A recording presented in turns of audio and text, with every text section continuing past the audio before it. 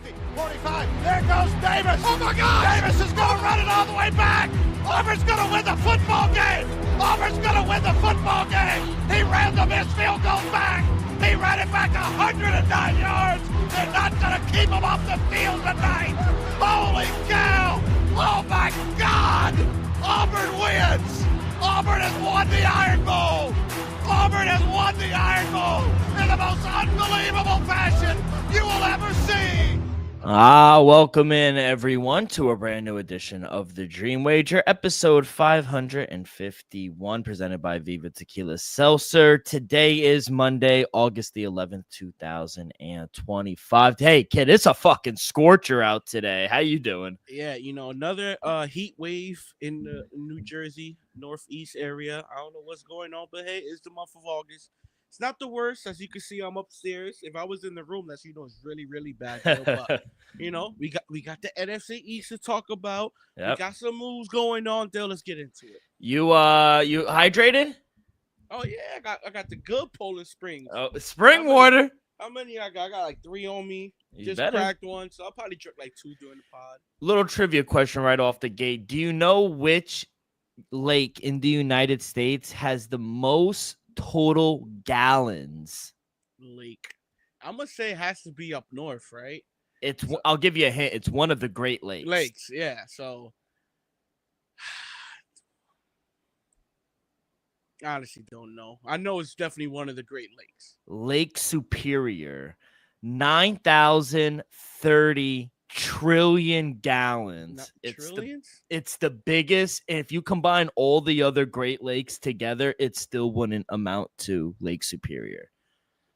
Yeah, we got Crazy. I wish we were there right now because it's pure, it's white, it's beautiful, it's amazing. Yeah, it's cold. I'll tell you, I've been there. It's freezing. That's mountain water from the north. Like literally I was there for Minnesota. It was beautiful. I got to go in it. It was so cold compared to like Lake Michigan and Lake Ontario that I've been to, but it goes all the way to Canada. So it's beautiful. But yeah, a little trivia off the top. But we got a great episode. Preseason happened over the weekend. We'll talk about that. Got a great interview with Ryan Kramer of the Sports Gambling Podcast. We talk about his Giants and the Eagles. Great to dive into. He was a New Jerseyan as well. Moved over to the West Coast. But we talk about the Giants and the Eagles. We'll give you our plays as well. And we also got MLB predictions for Tuesday slate a little on later in the show. But kid, I want to start in the NBA. We didn't really see any news over the weekend, but we did get the release of the Christmas schedule. Did you see it? I saw the schedule, though. Put it like this.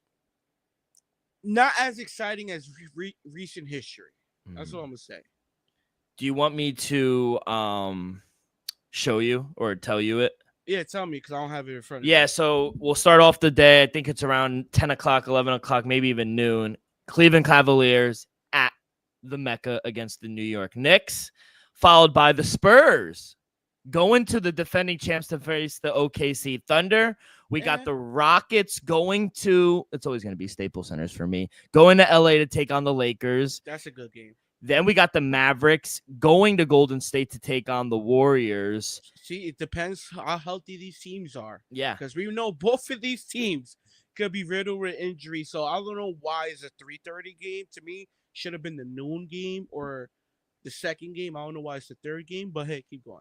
And then the last one, we got the Timberwolves going to Mile High City to take on Jokic and the Nuggets. I'm not going to lie. I'm most intrigued about the return to LA. Rockets going and taking on that might be the Lakers. best game of the day. Yeah. That's what I'm saying. It's no game. It's not terrible, but for recent history, last 5 years on Christmas Day might be the weakest one.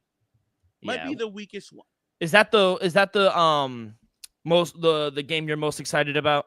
Yeah, Houston Lakers. Yeah, I like the Knicks. They always play at 12. So to me, it should have been Pacers Knicks. That would have been better in my opinion. Y'all didn't even play Cleveland in the playoffs. That's just my thing. Yeah. Well, they got bounced, so trash. Yeah. We did too. Or even Boston Knicks. To me, well, they're not gonna be good. They're gonna be decent. regardless, it'll be a sold out Would crowd. you be surprised if they didn't make the playoffs? I'll be shocked if they did it. Well, Wow. you gotta understand, make the playoffs and being a top 6 seed and making the playoffs is two different things. Yeah, I would agree. Play-in Yeah. is not the playoffs. But they'll make the playoffs if they just win a game or two in the play-in. So Speaking I of- think yeah. I'll be shocked if they're not somewhere in the top 8. Absolutely. That's fair. Speaking of the Celtics, they have agreed with Joe Mazzulla on a multi-year contract extension. Happy for Joe Mazzulla. He's fucking nuts, but he is a really good coach. His record with 3 seasons in Boston, he also led him to a title in 2024, 182-64. Damn. Men lie, women lie, numbers don't lie. Say what you want about Joe Mazzulla. He's probably not the most sane cat, but he's a winner. Yeah, not a crowd favorite, but definitely a Boston favorite, and that's all that matters. Joe Mazzulla, he delivered. We understand this postseason dealt with some injuries, but they were down 2-0 to start with. Not gonna crack them over the head over it, but we can't deny how great he's been right off the jump. If some coaches come in, especially young coaches, and they might start off slow. Joe Mazzulla has been great since day one. Yes, you can make the case he's been having one of the best teams since he came into the coaching spot. Shout out Brad Stevenson's, but you can't deny how well he coached his group of men. So shout out the Celtics and shout out Mazzulla. Going to be the Celtics head coach for probably 20 next few years. Yeah, they didn't say the date or how long or how much money he's made. I would assume it's going to be 4 years, probably 30, 25, maybe 40. Jason Kidd is like 10, 12. So yeah. I mean, he is 37. He's been with the organization for 3 years now. Mm-hmm. We'll see. I mean, I wouldn't be shocked if he's a top 5 highest paid. I mean, I think just look at it. 12, 14, something like that. Under Mazzulla, the Celtics have won at least 57 games each season and top 60 each of the past 2 seasons. So he's a winner. Whatever you say, and I know a lot of people love Imadoko. After he was suspended, they kind of let him go. But Joe Mazzulla is the right guy for the job. Say what you want. He's earned that. So I'm happy for him. I was kind of out on him in the beginning because I questioned some of his play calling, but he won press green conferences. He's funny though. I'll admit to him. He's grown on me a little bit. Let's go to the NFL. Kit, did you see Tom Brady's statue? Yes. As a Patriots fan, it's cool, but do I love it? No. To me, if you're gonna have him with his arm in the air, to me it should have been the when he lifted the trophy after coming back against the Falcons, and it was him with 2 hands up holding the trophy, saying one hand up holding, let's go. To me, that would have been better if you're gonna have his arm up, personally, but not by far not the worst statue reveal ever. There's been some bad ones. There's been horrible bust statues. You saw Dwayne Wade's? Even Kobe's. Kobe's had like so many like misspells. It's like I typed it in a rush. So to me, all time, it was a great statue reveal. But as a Patriots fan, to me, this should have been a more iconic picture that will live forever. To me, that's just more of like a generated pose, you could say. I wish it would have been something that we saw on the field. Yeah. I'm looking at like the worst ones. Obviously, number 1 is Dwayne Wade. That one is terrible. Yeah. You ever saw Cristiano Ronaldo? That's the second one. Oh, yeah. That Wade one's was bad, terrible. but to me, that was the worst. But Wade was tiny. There have been some bad. David Beckham one in just his underwear. Terrible. Walter Johnson back in 2009 at Washington Park. I've actually seen that one. That one wasn't good. Andy Murray, the tennis player, it's in Shanghai, China, which is crazy. Yeah, there have been even the Wayne Gretzky one. I know he's the great one, but the one up in Edmonton, Canada, not the best one either, and he's the best hockey player of all time either. So I don't know if it'd go down as one of the worst, but I liked it. I'm happy for him. He definitely deserved it. It looks like him. So that's Yeah, it looks like him. But my thing is, why are you throwing a shot at my team? Oh, well, that's a comment, though. We're talking about the statue. No, but it's, hey, just thank God, thank your family, thank the crafts. Why you got we're not leaving in the second quarter. I'm not. Maybe the third. I'm not gonna lie, maybe the third. But I thought that was funny. It looks good though. If you go to Foxborough and you go to Gillette Stadium, you have to go see it. Big pick. Pick.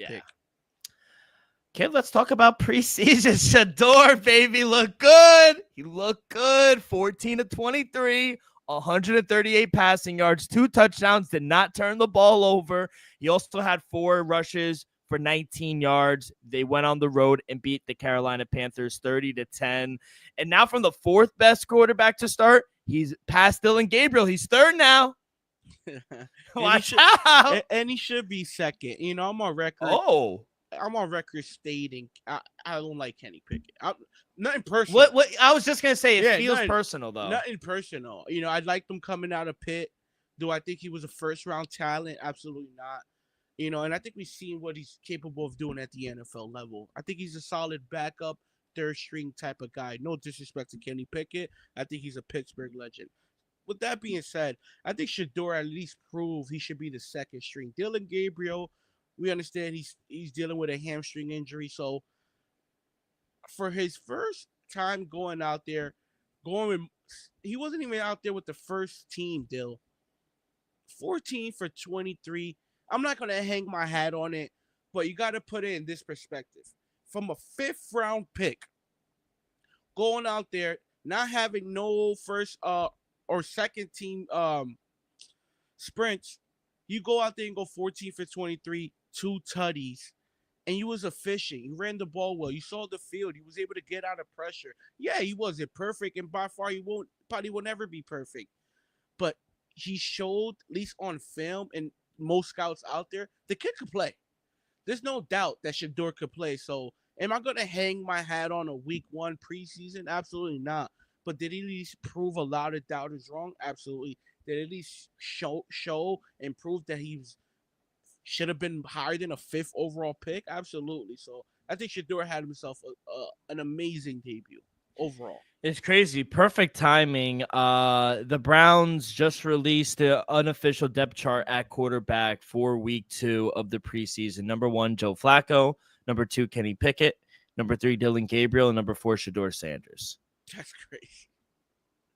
That's crazy. Are you really surprised, though? That's my thing. I'm not, but the fact that you have 2 guys that haven't even played or haven't took a snap in weeks are ahead of him after he had a good game. You can't deny it. If he went out there, you know, looked horrible, threw a pick, fumbled, you know, just didn't look like he was ready to be out there, I understand that.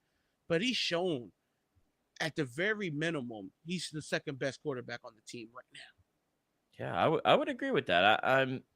I don't have no complaints. I like Kenny Pickett. I don't think Kenny Pickett's better than Shador though. That's my thing. So I would only advice, and I can't really give advice to Shador, but keep putting your head down, keep working, and your talent is going to show. You don't need to say anything. So I think he'll be just fine. Big win for the Patriots though, kid, over the weekend as well. Travion Henderson to the crib. Looking good. First touch in the NFL was a touchdown. I think 100 yards. I think that's a special sign for Henderson. And let's not forget, Will Campbell went out there and just was a man amongst boys. He's good. He looked like he's ready. I wouldn't even – you could sit down for the rest. Sit down to September. We don't need to see any more for Will Campbell on the left side. He's a dog there. What did I tell you? Like I said, I'm not going to hang my hat on week 1. But we can't deny the Patriots overall as a team had been the most impressive team in week 1 of the preseason. I like what I saw, Dill. Like I said, I'm not going to hang my hat on it, but can't deny we look good as a team. Yeah, I would honestly say Ben Woodridge, the quarterback, looked better than everybody, if I'm being honest.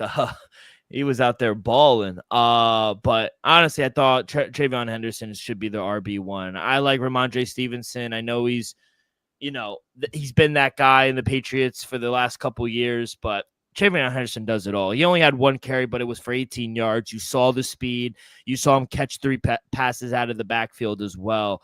He's a guy that could do it all, and I think he's just better right now. So I thought it was a good game for the Patriots. Jackson Dart, loved what I saw out of Jackson Dart as well. We talked about it a little with Ryan, but 12 for 19, 154 yards. He threw a touchdown. So did Tommy DeVito and Jameis as well. But every quarterback played, and they looked good, if I'm being honest. The running backs didn't look as good, but Jackson Dart, he had a couple scrambles as well, 3 carries for 24 yards as well. But it was really good for Jackson Dart. You liked him pushing the ball down the field as well.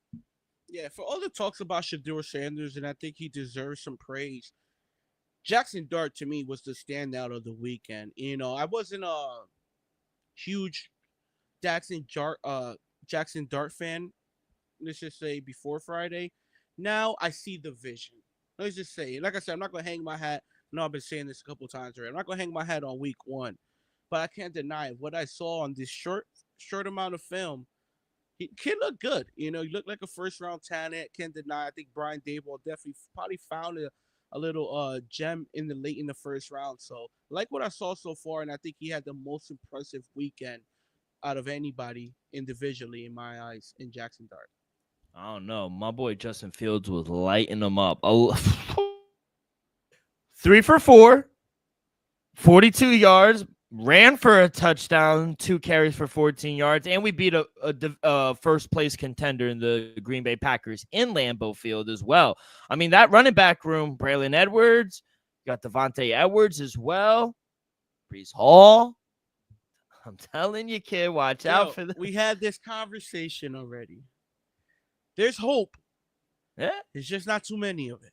Yeah, no, I would agree with that, but I liked it. I also liked Cam Ward, I thought he played really good, 5 for 8, all on the second drive. He had 67 yards. His QBR was 89. He had a 65-yard touchdown drive. He looked good. He looked composed. He looked like he was reading the defense well. Obviously, they're not all starters, but I thought Cam Ward played well too. Yeah, overall, Cam Ward looked okay. I like the fact that he was energized. He had his traditional celebration. Overall, I think all rookies played well. Travis Hunter didn't really stand out too much. He played both ways. Yeah, he played both ways, so that's good. But didn't really get tested defensively. Didn't have a huge splash play. Cam Ward played well. Your boy, I don't know if we're gonna talk to him as well, but JJ McCarthy didn't get a lot of burn, but didn't look horrible. Didn't look horrible. Gotta at least admit that. So yes, the Cam Ward and the Titans got smoked, but 5 for 8, first time going out there against a pretty good defensive minded team. Got to start somewhere, and I think Cam Ward started just fine.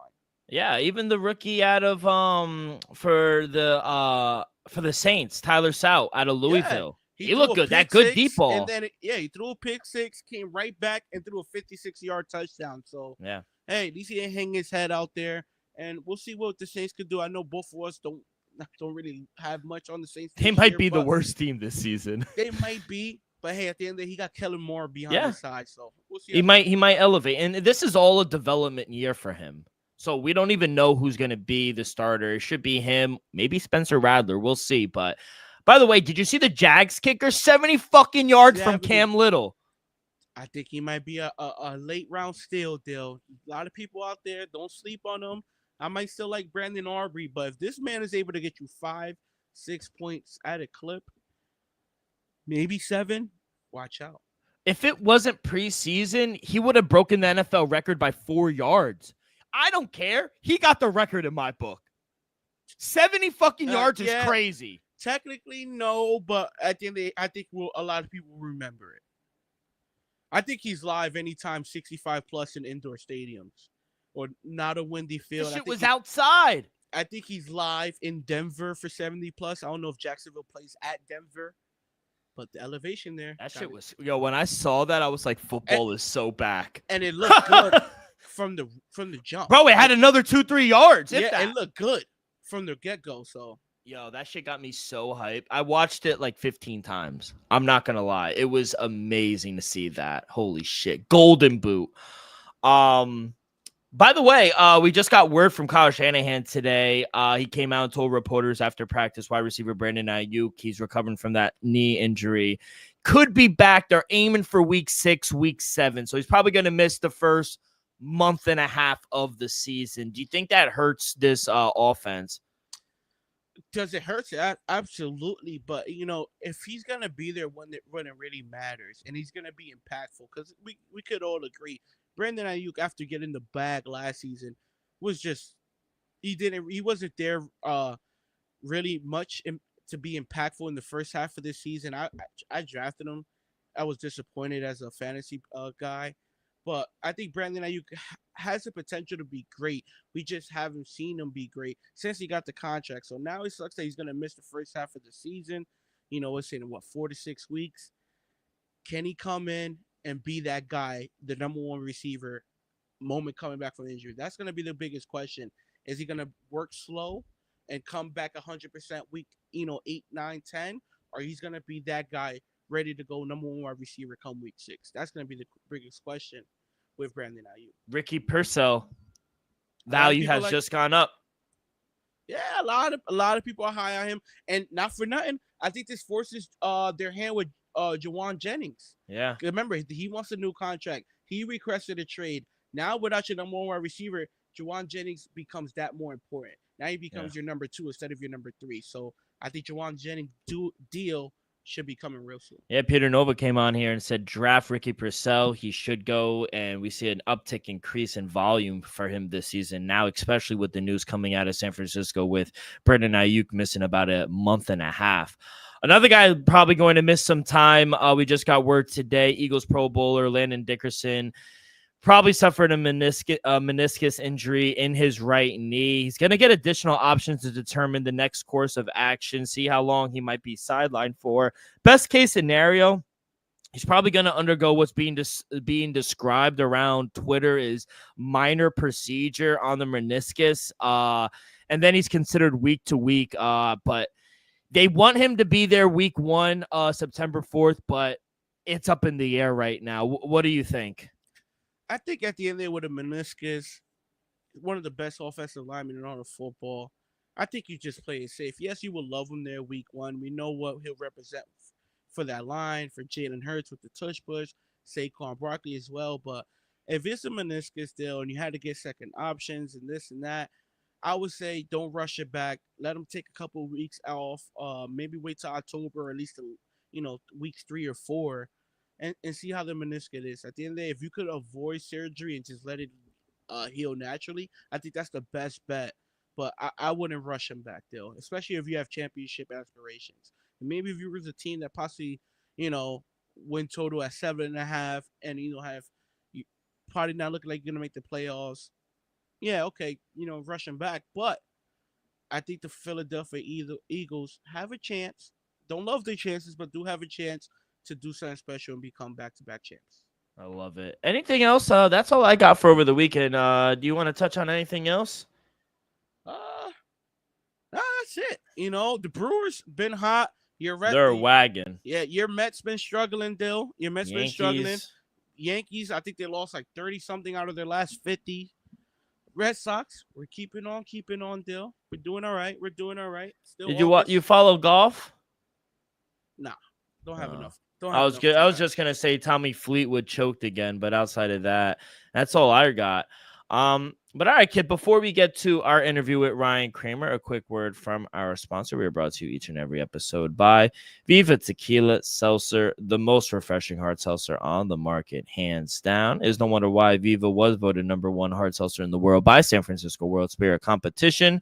With only 88 calories, 0 carbs, 0 sugar, and a light 4.5 ABV. Viva is the perfect drink for your post-game celebration, as it was created with that active lifestyle in mind. We flavor tequila seltzer because flavor is the spice of life, and we like our drinks so just a kick, just like how we like our lives. Whether it's Huckleberry playing around the golf with the boys or an elderberry watching NFL preseason, it doesn't matter. Our favorites pair perfectly with that artisanal blanco tequila for that subtle and refreshing drink, I believe, here at the Dream Wager and at Viva is to live long, live well, and live it up. And now here is our interview with Ryan Kramer. All right, great interview with Ryan Kramer over at the Sports Gambling Podcast Network. By the way, we had breaking news on it as well. Instead of every night at 8 or 11 p.m. here on the East Coast, now 10 o'clock on the VSiN Network. So a little earlier for us. So it was great to get him on, talk about how he kind of bets the NFL market, futures. He's high on his Giants, obviously. Honestly, I'm high on the Giants too. But coming in, I was talking to Elvis. I'm like, I just can't find the wins. They have the hardest schedule. We'll talk about it in a second, but this defense is good. I never doubt the defense. That's what I don't. But it's the offense. But everything around, all the aura around this quarterback room and Malik Neighbors, they're high on that running back room as well. We'll see what they could do, but yeah, and then the Eagles, he's thinking they're going to take a step back as well. So great interview with Ryan Kramer. For us, kid, let's get into ours. We will start with the Giants. To win the Super Bowl, 250 to 1. To come out of the NFC, they are 110 to 1. The NFC East, they are the last place team to come out, and they are 224 to 1, which I think is kind of crazy. And to make the playoffs, plus 760. To miss it, 14 to 1. Minus, that's favorite. Win total is at 5.5. If you like the over, it is at plus money, plus 105, minus 130 towards the under. Now, Ryan did come on. He's like said, it's more fun on a week-to-week basis. He does like him to make the playoffs. He likes the over as well. Maybe even sprinkle on a little on the division because he thinks the Eagles are going to take a step back, and so will the Commanders. And we already talked about what we think about the Cowboys. So, might be up there. Kid, how are you playing the Giants? Let's start with the win total, Dill. I think 5.5 is a very reasonable number for this Giants team. Like you said, they have one of the hardest schedules, if not the hardest schedule in all of football. But I think we could agree, Dill. I know you're not as high as them as me, but they improved almost everywhere. I think the offensive line got a little better. I think the running back room got better. I think the quarterback room got better. I think the wide receiver group is the same. But at the end of the day, you got Malik Neighbors, and I think he's already a top 10 wide receiver in my eyes. And then defensively, you added a stud like a dual Carter. You already got Brian Burns there. You got Dexter Lawrence. You got Thibodeau. Dill, you might have the best front in all of football. I think you said earlier they're ranked 4th overall. I can make the case they might be the best in football, but you got to see it to believe it, people. They do have a tough schedule. But give me the G-men. Give me over 5.5 wins. I like Brian Dable. We talked about it with Ryan. I think he's a great play caller, especially offensively. So I think 6 wins is doable for this good defense. And let's not forget, though, what Russell Wilson was able to do last season. Not saying that this is the Steelers or anything like that, but he did enough to win the game. He didn't turn the ball over. Got you to 20, 24 points, and the good defense was able to bring it home. I think that defense is going to be able to do similar things as well. Give me the over 5.5 wins. Not saying they're going to do, special things, people, but to get to 6 wins, I can see that. Yeah, I like the over as well, kid. I got there. I did. I think, yes, they have the hardest schedule in the league. No doubt about that. But some of them are winnable games, especially late in the season. Cowboys, Raiders, Minnesota.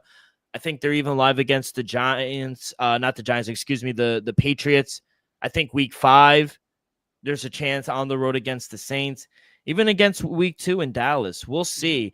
And also, that defense, they have a top, I would say not even a top 5. I'd say probably top 4, top 3 front 7 in the NFL. And that quarterback room has gotten better. No disrespect to Daniel Jones, Tommy DeVito, and Drew Lock, but you bring 2 veteran guys in and Jackson Dart.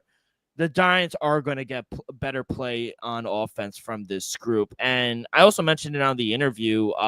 They were the worst. They had the worst record in 1-score games last season, losing 8 of 9 while for a winning rate of just 11%. And, obviously teams performing that poorly, they're expected to make at least some improvement. When you're, what's the saying? When you hit rock bottom, there's only one place you could go up, right? And it is up. So I do think there's some.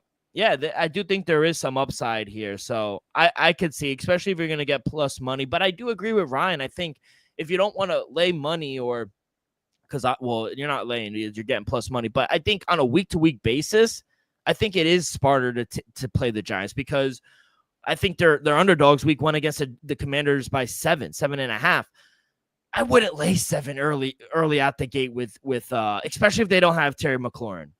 So I don't know. I think getting week-to-week basis with the Giants might be the better move. Now, I'm not going to take them to make the playoffs at plus 760 or the division, but I do think they'll be better than 5 wins. Is that fair to say? Yeah, dude. I think 6 wins is nothing out the norm. Like, I understand. I think there were a 3 or 4 win team last year. And like I said, I think they are proved in multiple stages on this team. So I think to up it 2 wins, 3 wins ain't far-fetched. I think Russell Wilson could do that. I think defensively they could do that. So Brian Daboll is a good enough coach to outcoach and outsmart a couple of defenses, win you a couple game-winning drives. I think he's good enough for 3 wins. I think the defense gets you at least 2 wins, and I think Russ can get you 2 wins. That's 6. Yeah.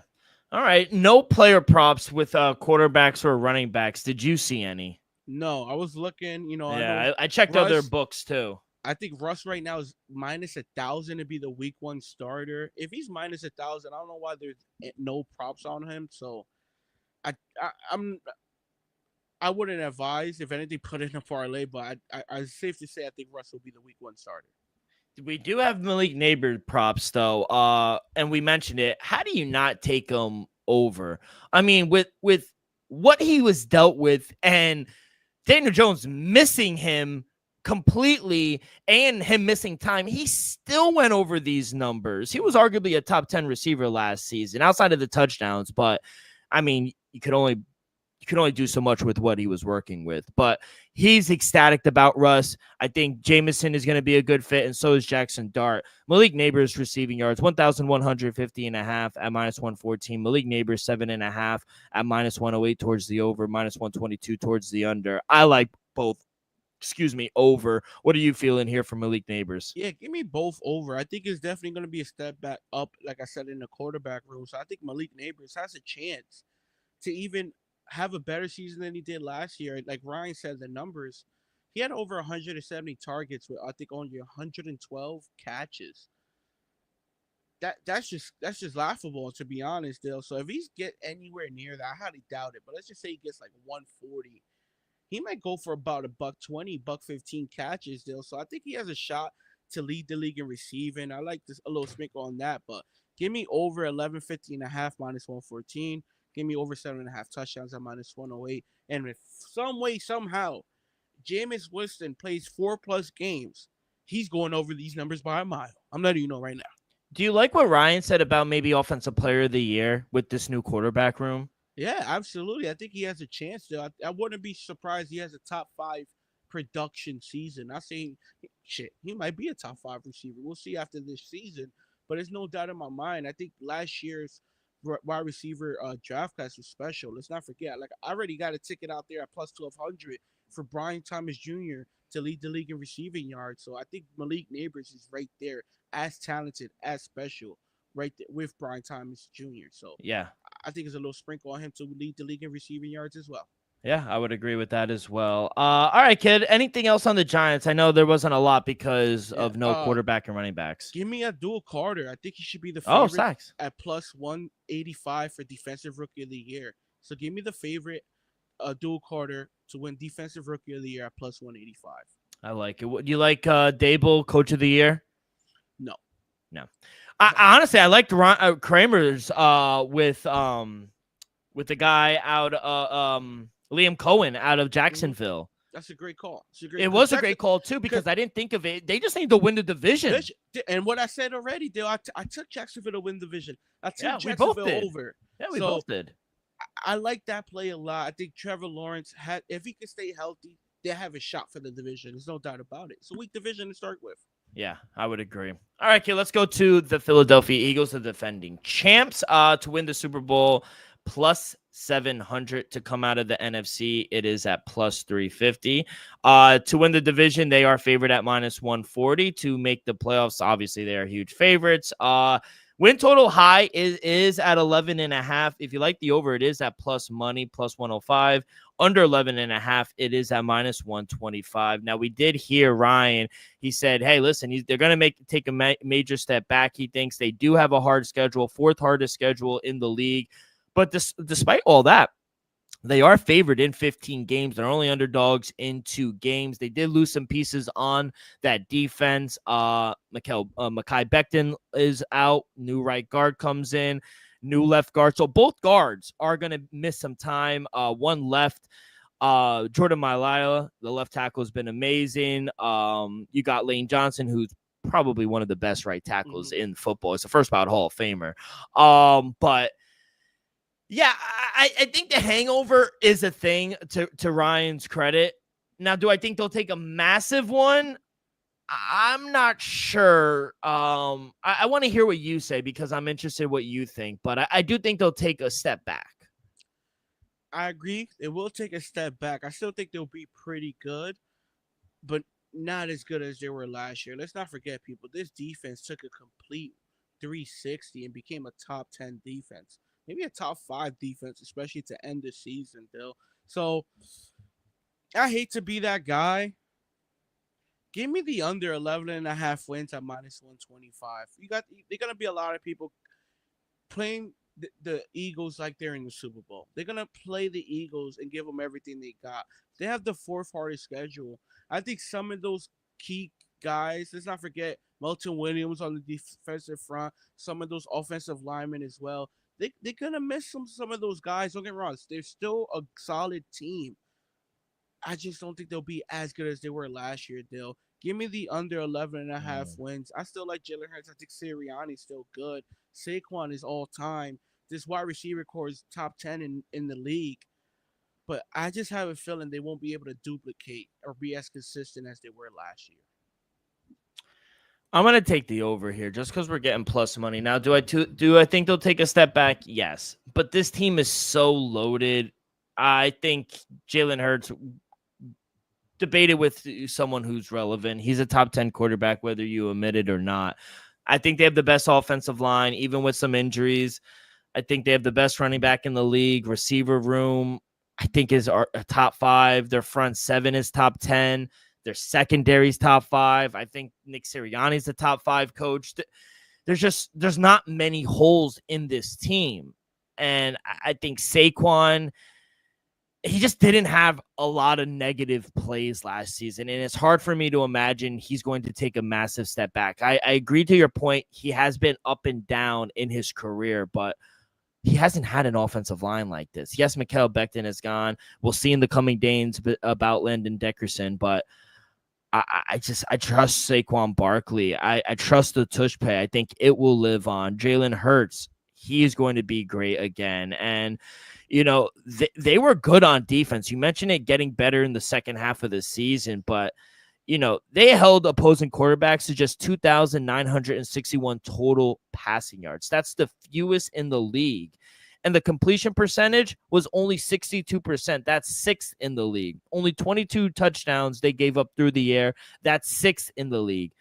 Opposing quarterbacks posted a league's 3rd worst average passer rating, just 82, while playing Philly.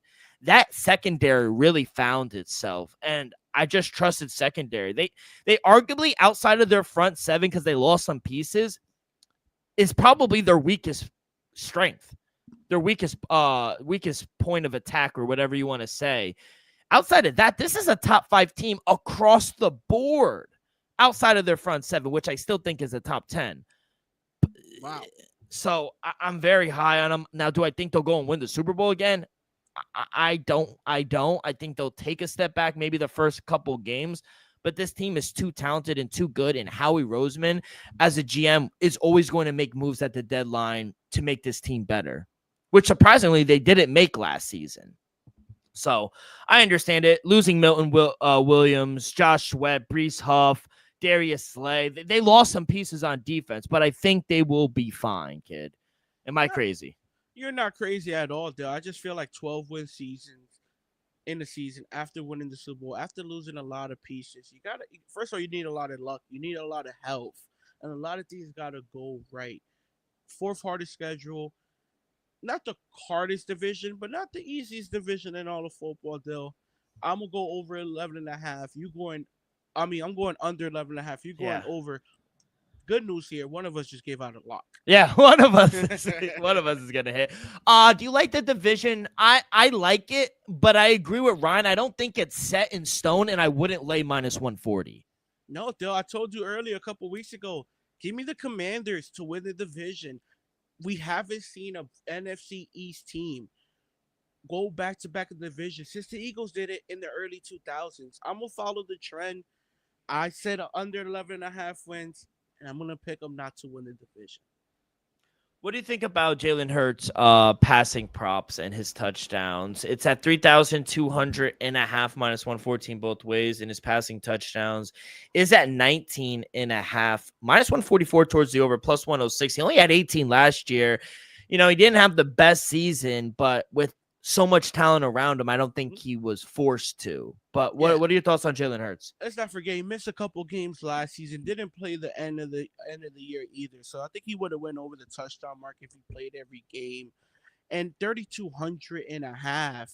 Let's not forget in 2023 he had 3,800 with 23 passing touchdowns, and in 2022 he had 3,700 passing yards with 22 touchdowns. So with that being said, give me the over 3,200 and a half at minus 114, though. I think he's going to go somewhere around 35. Shit, we might even see Jalen Hurts for first 4,000 yard season.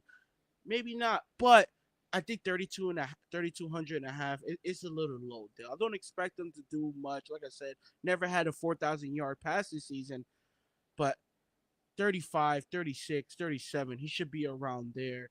And I'm going to go over 19 and a half touchdowns, though. I think Jalen arm is going to be more useful in fourth quarters this season. I don't think they're going to be blowing teams out like they did last season, especially the back half of the season. So give me over 19 and a half at minus 144. I think they're going to need him. Like I said, I think they're going to need Jalen, his arm and his leg, but he's going to have to make a couple game-winning drives this season.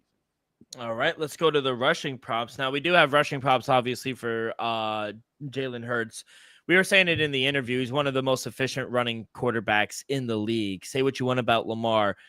Sometimes the numbers are better for Jalen Hurts. We could look at his rushing yards, 600 and a half minus 114 both ways. His touchdowns is at 12 and a half. You could get plus money as well, plus 104 towards the over, minus 138 towards the under. Let's talk about Jalen before we go to Saquon. Yeah, I'm going to stay away from his total rushing yards. Don't get me wrong. He has the capabilities of doing it. We've seen it time and time again. But I'm going to touch his touchdown. The touch push is infamous. The league, well, some teams out there try to ban it, try to vote on it to ban the play. It's damn near unstoppable, Dale. He went 3 straight seasons over this mark. And even before tush push was ever invented, people, Jalen Hurts had 10 rushing touchdowns in 2020. So the kid could do it without a fucking push. So give me over 12 and a half rushing touchdowns, Dale. I think he goes to at least 14, 15 plus. And this is why Jalen Hurts is considered, in my eyes, a top 10 quarterback, just because he could do it with his arms and his legs. He's a dual threat. Jalen Hurts is special, people. Hate him or love him. He's a jack of all trades. Give me over 12 and a half rushing touchdowns. Like I said, he went over this mark 3 straight seasons. He's a beast. The guy fucking squats, what, 500-600 pounds? Yeah, 600. Him and Saquon be battling. Let's go to Saquon. His rushing yards, 1,400 and a half. Now, that's a big drop off. He went for 2,000 yards last season. He was the best running back in the league, 345 carries. He only had 13 touchdowns, which was top 10 in the league. Now, his touchdown prop is at 10 and a half, minus 122 towards the over. What are we feeling here for Saquon? Now, I don't know if he'll have to rush for 2,000, but 14 seems a little low. Dill? I'm going to be on the opposite side. Give me under 1,400 and a half at minus 114. Dill, do you know how Saquon, I'm not denying how great Saquon is, but do you know he only went over this number one time in his career? Yeah, last year. It happened to be last year. We know how great that offensive line is. It's just, once again, I'm not denying how great Saquon is. It's just, this is a high number for any running back out there. 1,400 yards is a lot, right? And he hasn't able to do it back-to-back seasons. Not saying he can't. We just haven't seen that yet from him. So give me Saquon under 1,400 and a half rushing yards. Like I said, that's a ton of yards. Wouldn't be surprised if he's over 1,000 yards. But to have back-to-back 1,400 plus seasons, I think that's going to be a tough task to come from Saquon Barkley. Give me the under. What about his touchdowns? Any thoughts there? Yo, you might call me a hater. You might call me crazy. Give me under 10 and a half touchdowns at minus 108. He only went over this number twice in his career. At the end of the day, these are high numbers, people. Once again, Saquon is special. He might be the best running back in football. Running behind might be the best offensive line in football. But like I said, I got Jalen Hurts over 12 and a half rushing touchdowns. I think we could all agree Jalen Hurts might be the first option at the first and goal at the 3-yard line. Jalen Hurts might be the first option. Jalen Hurts might get 3, maybe 4 cracks at it with the tush push. So, like I said, he only went over this mark twice in his career. It's hard for me to see him do it back-to-back season. I understand he's great.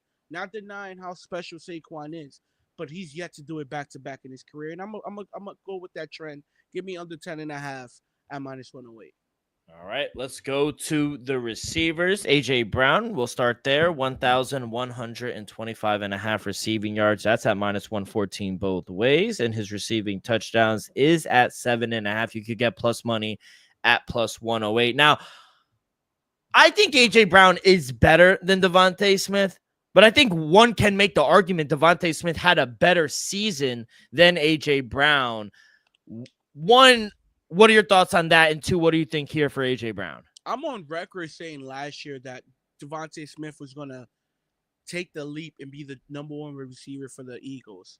And at times he was, especially with the drama during the season and whatnot. But we can't deny that A.J. Brown is a top 5 wide receiver. Hate him or love him, he's a top 5 wide receiver. Me personally, I think Devontae Smith is special. And I think there's a handful of teams out there who'll be the number 1 wide receiver, though. But we can't deny how special A.J. Brown has been and is. So, me personally, I'm a Devontae Smith fan. Shout out Bama.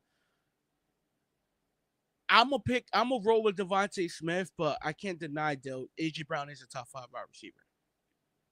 And what are your thoughts here for A.J. Brown and his props this season? Now, I got a hot take. I got a hot take here. All right. We saw the trials and tribulations last year on the sideline, on and off the field.